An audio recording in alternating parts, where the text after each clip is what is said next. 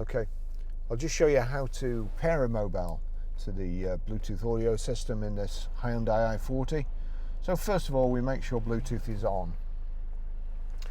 Then I'll just go from somewhere else. So from any screen, if you click the settings button, the little picture of the cog there, click that, and then we go to Bluetooth, then search for Bluetooth devices. It's looking for a phone now. Search for a maximum of 8 Bluetooth devices, and it's found my phone there. Click on Barry's iPhone, and it's telling me enter 400000